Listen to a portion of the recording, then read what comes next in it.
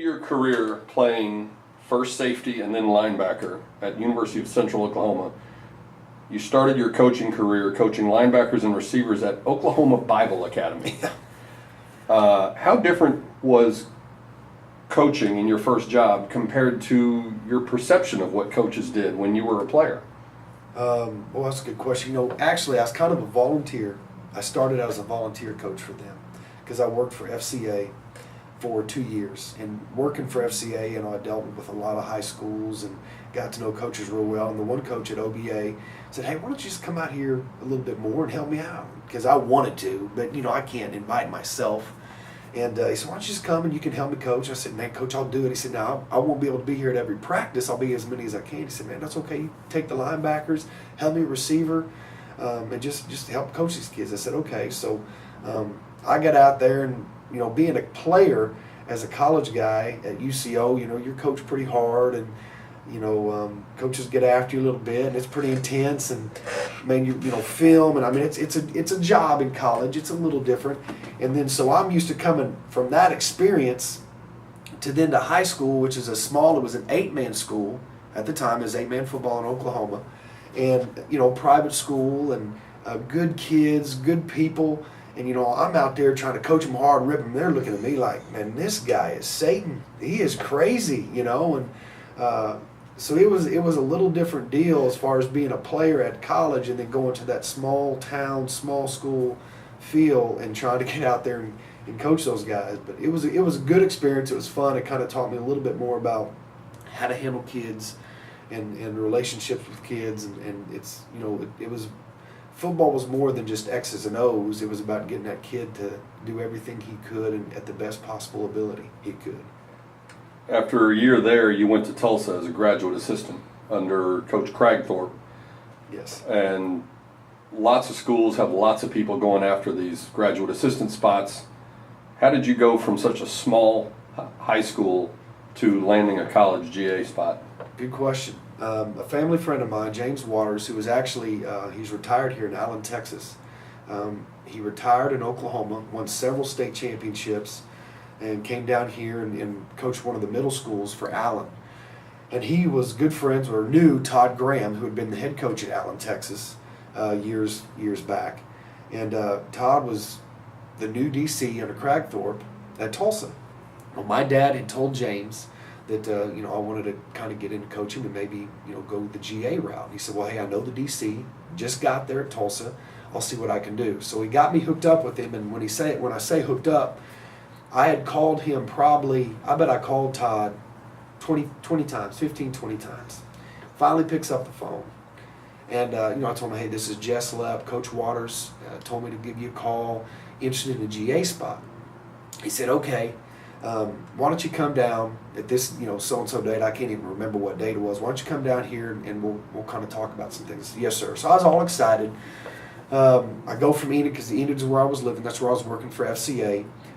I drive from, Enid to Tulsa, and I'm excited. I'm a little nervous. What am I, this interview, what am I going to say? What am I going to do? What he's going to ask me? And I knew, hey, I know some ball. I'm a smart kid. And so I get in there, and I said, I'm here to see Coach Graham. And the lady, the secretary was Patrice at the time. She said, oh, yeah, okay, I'll get him.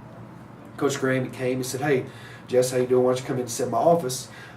Sit right here. We'll kind of talk through some things. So I sit down, and right as I sit down, he said, hey, wait 1 second. I need to go do some things.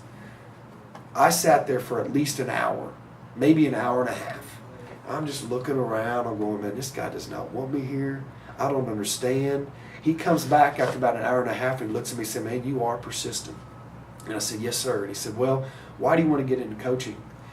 And I said, I guess I told him what I thought he wanted to hear. Mm-hmm. And I was saying, Coach, man, I'm into the schematics and the X's and O's and all this stuff. And he told me right then, and this is something like I told you I learned at OBA, but I didn't use that answer. He said, well, the biggest thing you need to know about coaching is about relationships.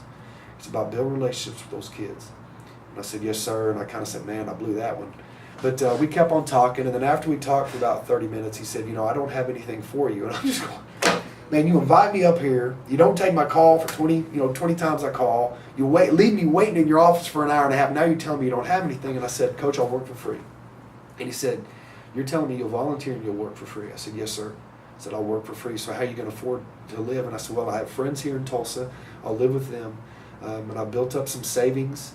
And I said, I can at least get through a season, and we'll see where it goes from there. And he said, well, shoot, I'm not going to turn down free work. And he said, you'll show up July 3rd. I said, yes, sir. So I came back in July. We interviewed there sometime in June. Like I said, I can't remember the exact day, but I came back in July. And we got there, and he had me do obviously a lot of grunt work. At that time, there was only one graduate assistant on defense, one graduate assistant on offense. It's not like it is now. There wasn't a lot of quality control guys. So it was me and then the graduate assistant he brought with him from West Virginia, Jermaine Thaxton. So we went through that whole month of July doing a whole bunch of stuff, and fortunately a lot of the stuff he wanted me to do, I knew how to do it. Sometimes it was hanging up poster boards, drilling holes, and I was a farm kid from Turpin, Oklahoma, so I knew my way around some working material, some hammers, some saws and things like that. So I was hanging up things and doing a lot of stuff with him. And then after about a month, he said, "Hey man, you're a good worker. You've proved your worth. We want to help you out. How about we'll pay for your school? Well, you and Jermaine, the other GA, so we're going to do a split the GA stipend. He's going to get the money part of it, the stipend part of it, but you're going to go to school." And I said, heck man, I'm not going to complain about getting a free master's. So I said, yes sir, that's great. So after a semester, I guess that season, after the semester was over, he went ahead and made me the full-time GA, and I stayed with him until December 2005, and then he hired me on as his my first job as a safety coach at Rice when he went and became the head coach at Rice. So, man, timing was unbelievable. Everything, he finished up, and when he finished up, I finished my master's and was able to go coach. And I've been very blessed as far as the timing part of coaching has been concerned. All right, your first full-time position coaching job was at Rice. Yes, sir. Which we're going to assume you're the reason that was the year they went to their first bowl game in 45 years. That's right. But you not only were the safeties coach, but you walked in as the recruiting coordinator as well. Sure. How hard was it to balance being the recruiting coordinator while also wrapping your arms around your first full-time position coaching job? It was tough. The one thing we did at Rice, fortunately I was single. I tell people all the time I was in Houston for a year and went on maybe one date because we worked. And Coach Graham would tell you, he told me after that, he said, Jess, I'm never going to work like that again. We worked, and we had a lot of work to do. So I was up at the office all the time, being Coach Graham, for one, coaching the safeties, which he was a safeties guy. He was on me always pretty good, which I appreciate because it made me a better coach. And then being the recruiting coordinator, which recruiting was a big deal for him, so he was on me all the time, which made me a better recruiting coordinator. But I had a lot of time to manage it. So that was the biggest thing, is we just worked. We worked a lot. There's a common cliche, and maybe it's an overused cliche, when a player switches position or plays multiple positions, you'll hear someone described as, he plays running back with a linebacker's mentality. Yeah. You were a standout linebacker in college. Do you teach your DBs with a linebacker's mentality, and there is such a thing? There's a thing. There's no doubt. They'll tell you. There's one word. So what's one word? Coach Loepp will say, you better be tough. Toughness is a thing for me. And maybe because, growing up, I grew up on a farm and grew up, my dad was known, he went to Turpin High School, that's where he graduated, went to school. And when I came back, they moved away, but they moved back to Turpin when I was 1, so I shouldn't say when I came back. I pretty much grew up in Turpin my whole life, but as I was growing up, I heard stories of him, how tough he was, different things he did in football games, and how we played through this and that. So I grew up with that mentality, man, I got to be tough, got to be tough, got to be tough. And then, the football part of it, if you're not the greatest athlete, which I wasn't, I was an okay athlete, I had okay speed. I knew that you could get by if you were tough. If you were tougher than the guy in front of you, you could beat him. No matter if he was more athletic, no matter if he was faster, but if you were tougher than him, you could beat him. And so I kind of went through that in college, just trying to be a tough kid, knowing I wasn't a good athlete. And now that's kind of my philosophy of coaching. Now, I want to recruit the best athletes. I want the best athletes, but if you can make them tougher, if they can be mentally and physically tougher than their opponent and they're the best athlete, there shouldn't be anything that could stop you. And so that's kind of my philosophy in coaching, is preaching that mental and physical toughness. when you recruit a kid, can you tell how tough he's going to be based on what he tells you, or what you see on film, or what the coaches tell you? Or is that... The film can help a little bit, but you trust that coach. You trust that high school coach. That's kind of the biggest thing, because those guys are around those kids. They know. Kids can kind of pretend to be tough, and they can put on a good front for a little bit. You just really truly know until you work with them. Going through practice and putting them through a grind, and physically grind them and mentally grind them. That's probably the biggest thing. I mean, that mental toughness is the hardest thing to find out when you recruit a kid, but it's the fastest thing to find out when you're coaching them. At least that's in my opinion. After Rice, you go back to Tulsa, and then where you made the Conference USA Championship game, you won the GMAC Bowl, and then you went to high school. And a lot of times coaches will go from high school to college, maybe to the pros if that opportunity is available. What made you decide to go back to the high school level and worked at Lake Travis High School, where you went 16-0, won a state championship, got to as high as number 3 in the country? What made you decide to go from college down to high school? Well, I got married. We were getting married, I should say, Kelly and I, my wife. We were going to get married. And, Coach Graham and I, we'd worked together for a few years, and I think we probably both needed a break from each other. Just being honest, I mean, I love him. I do. I love him and appreciate everything he has ever done for me. He's done more for me in this profession than anyone else has. There's no doubt about that. But, we probably needed a break. Like I said, I was his GA.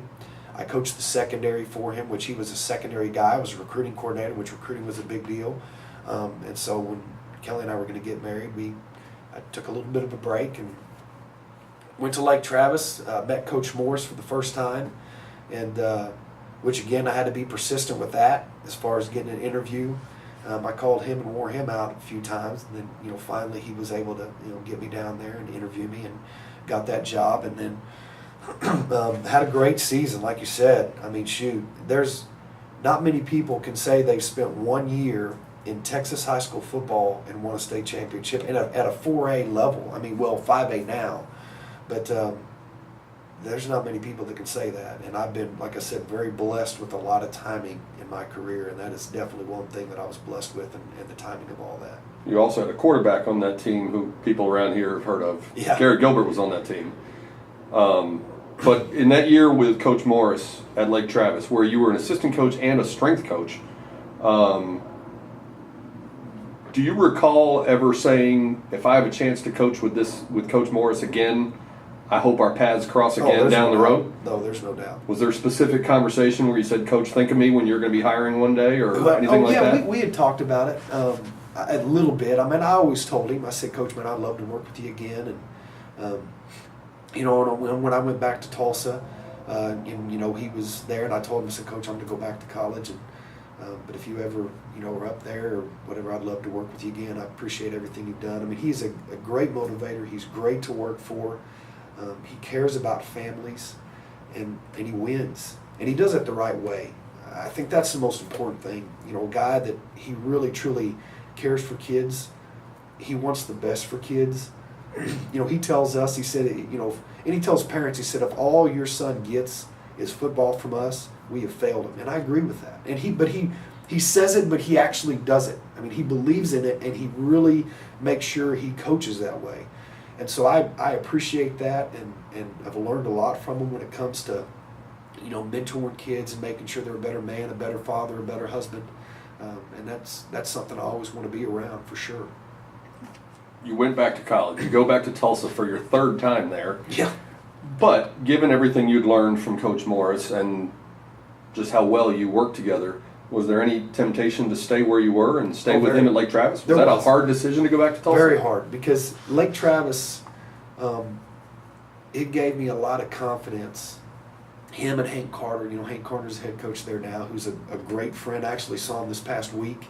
I went and saw his family and Stacy and his boy and his girl, but he's a great friend. But both those guys gave me a lot of confidence. And what I mean by that is, when I was coming there, I had some ideas that I wanted to try to do in the secondary. Some ideas that I had come up with, or maybe I'd seen and wanted to work on, and just haven't been able to do that where I was before. And so I was able to do those things and do those ideas, and those guys, hey, this is great, this is good. So it just kind of built me up and gave me a lot of confidence in my coaching.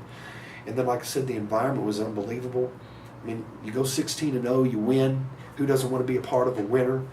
My wife loved it there. She still loves to go back and see her friends. So it was very hard, but my heart was in college football at that time. And I wanted to go back in, and Coach Graham and I had talked and several times, and we had talked about trying to get back up there, and he finally said, hey, why don't you come up? I got a job for you. And I said, okay, yes, sir. So You coached DBs at Rice and at Lake Travis, and now back to coaching at Tulsa again. How different were you? What was the biggest difference in you as a coach between your first shot at it at Rice, and I guess that would have been your third shot at it when you got back to Tulsa to work with Coach Graham again? I think the biggest difference was I was such a big X's and O's guy early. I thought scheme meant so much. I thought that, being able to draw up on the board all sorts of fun stuff against an offense and create all sorts of stuff, and man, this is what it's all about, has changed so much to now. It's about getting that guy to be his best, to play his fastest. I think I'm probably a lot more detailed now in footwork. Perfection, I preach perfection a lot with my guys in their footwork, but I'm very open to making plays. I don't want to be robotic with them, and I think early in my career I was very robotic on every movement as far as how to take on a block and how to fit this way and how to fit that way. Or now I'm more free, like, just go make the play. Shoot, man, you see it, go make the play, but if you don't make the play, don't let it outside of you. Before you would teach, well, hey, you're going to attack this block this way, don't let it outside. Well, where did you talk about making the play? And the object of the game is to tackle the ball with the ball carrier, to go get the ball. And so I've kind of changed a little bit that way as far as more and more I've coached. And also the relationship part of it, trying to build relationships with those guys and getting to become a family with my players and bringing them around my family and just really trying to get to know guys. Where I think before, you get so caught up in X's and O's in football, the relationship part of it is second nature. After the 2014 season, there's a coaching change at Tulsa. There's a coaching change at SMU. Chad Morris gets hired at SMU. How did the process go that you ended up here? Did he reach out to you? Did you call him and say, you need a staff, I'd like to be on it? How did the process go that ended up with you here where you are today? Well, that's a good question. I'm trying to think about it. We got let go at Tulsa. And I think I went 2 or 3 days. And I think Coach Morris might have got hired the day before we got let go, or a couple days before. I can't remember. I really can't remember. But I went a couple days there. I hadn't talked to him, but I knew he was busy. I knew he was going to reach out at some point to say something. I knew that because we had a relationship to where I knew we would at least talk. I didn't assume he was going to hire me. I didn't think I deserved him to hire me, but I thought I would have a chance. But I think his biggest thing was trying to get his defensive coordinator first, which Coach Malone, I knew they were probably trying to work out things. Coach Malone was still trying to coach in a game against Oklahoma, which is a huge game. And so I knew that it was going to be a little bit of time. I had texted him, just said, hey, congratulations on the job. Happy for you. Would love to talk to you at some point. And that was about it. I didn't really wear him out much. I didn't think I needed to. Again, I thought I was going to have a chance, but by no means did I feel like I deserved it, and was hoping everything would work out, and fortunately it did.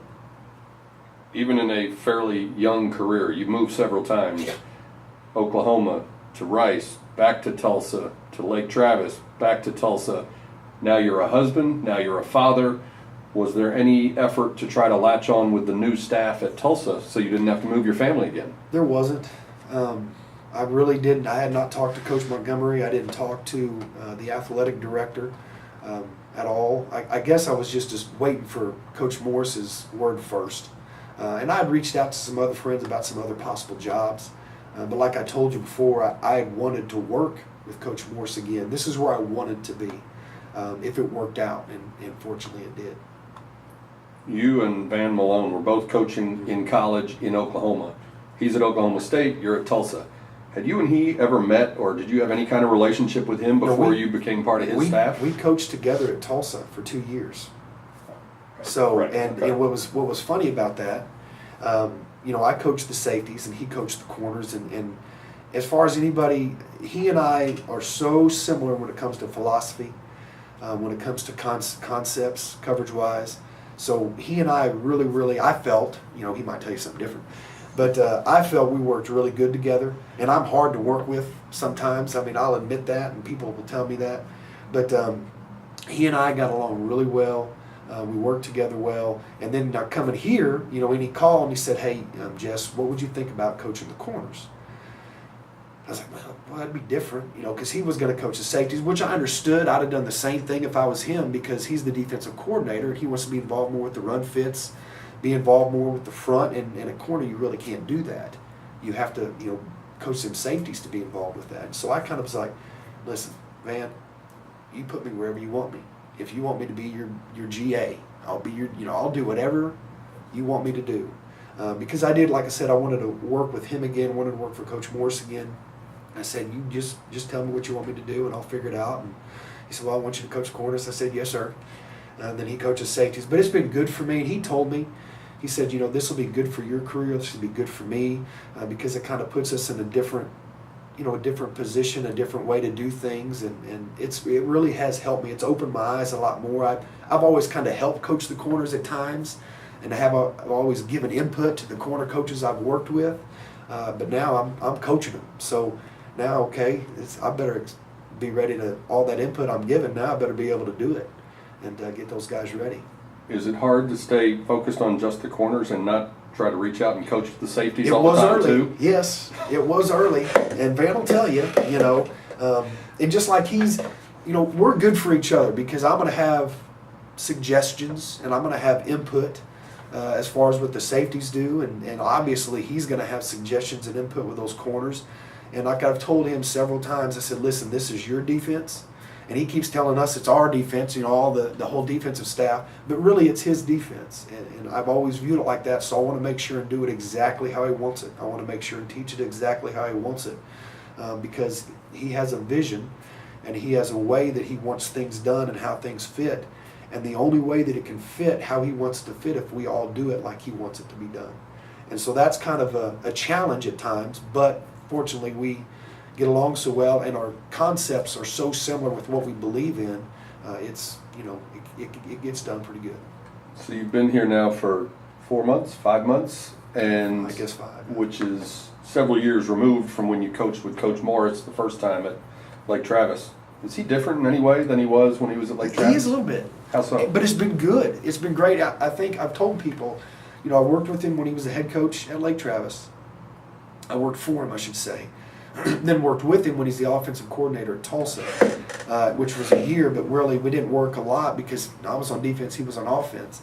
And I was always curious, how would he be as a head coach in college? I know as a head coach in high school, he was great. He knew what he had a plan, he knew what he was doing. Everything, hey, we're going to do it like this. He had a plan, it was detailed, it was good. I think in college with all the recruiting, with just the staff dynamics, all that with the extra staff we have, how is he going to manage that? How is he going to handle that? How is he going to deal with all that? I was curious and didn't know. I assumed that he would be good, but you just never know until somebody gets put into it. And he's blown me away. And I don't say that for him to see this, to say, oh, hey, thanks, Jess, give me a raise. But I say it because it's been great how he's done the recruiting. He has made me a better recruiter. He's constantly on us and constantly. Recruiting is our lifeline. That's what we've got to recruit. We've got to get better players, because everybody knows, every coach that's done this long enough. It took me maybe a few years, 3 or 4, to realize this. You're not just a great coach. You better have great players. That makes you a great coach. And so we've got to have those kids. And so he does a great job with all that recruiting. How he handles the staff, how he pushes us, yet he pushes us not in a negative way. Very positive in doing it, but we want to work hard for him. We want to do great for him. We want to make sure we're taking care of everything we have to take care of for him and for this program. And so he's done a great job of that. There are certain coaches who are associated with certain kinds of players. big, powerful running backs or small, quick receivers or whatever it is. Can people look at a Jess Loepp secondary and see certain characteristics and say, yeah, that guy, Yeah. a typical Jess Loepp kind of player? There's probably three things that I really look for in a secondary guy: safety or a corner. Probably the three things will apply more to a safety because that's what I've coached for 11 years, but it can apply to the corner as well. The first thing, again, I go back to the toughness. They have to be tough. I want those guys tough because you can teach toughness and you can kind of make a kid tough, but it takes some time. And I've done that, and those kids did not like it. I mean, they've got to be tough. The second thing is they got to be explosive as far as athletically. You know, straight line speed guys, and you know, people talk about all sorts of different movements. Listen, is he explosive? Can he go from 0 to 5 yards quick? And is he athletic doing it? So I like explosive players. And then the last thing, I like them smart. I like them to be able to communicate and talk and be able to understand what we're doing schematically. Because I'm going to put some pressure on them. I'm going to try to teach them to be good football players, help them understand the game. I think that's the thing nowadays that people lose sight of and kids lose sight of is they don't understand the game anymore. They don't play outside football. They play Madden, and when you play Madden, when you play these video games, it doesn't teach you how to be a football player.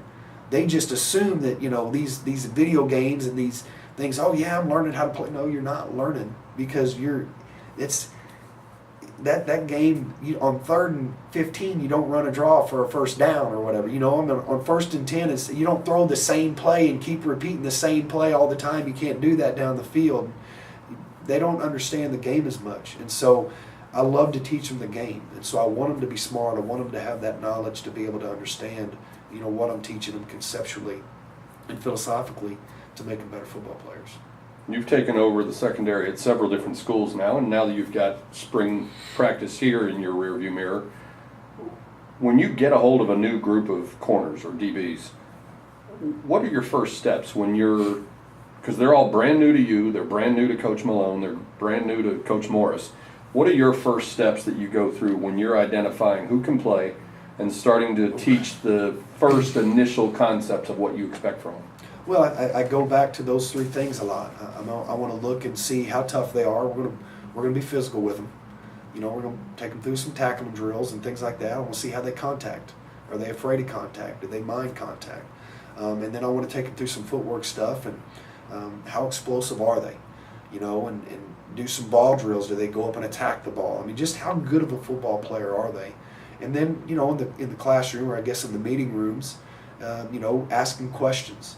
Try to, you know, figure out how much they know. Or when I say go over a concept, then I'm going to go over it again, but instead of me going over it, I'm going to try to help those guys go through it and then go through it and talk to me about the concept themselves. So again, I lean on those three things that I look for. I'm going to also work on those three things and see, you know, which players possess them and how much they possess. Coach Morris has said several times since he's been here that he likes versatile guys who can play multiple positions. He moved Prescott line all over the place in spring ball on offense, or an offensive lineman who can play tackle and guard, or guard and center. When you look at DBs, do you want guys who could move from corner to safety or move left side, right side, or do you want guys focused on one position? I like them be able to rotate, be able to move, and I think Coach Malone would agree. Because then when you have guys that are interchangeable, you can always keep the best players on the field. You know, if you get a guy injured, you know, if there's a backup, his backup, or so-called, I guess, depth chart backup that the fans get or the media gets, maybe he's the 8th guy, actually.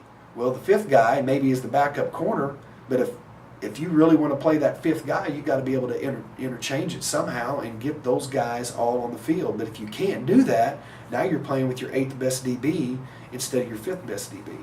So I do think it's very important to be able to interchange those guys.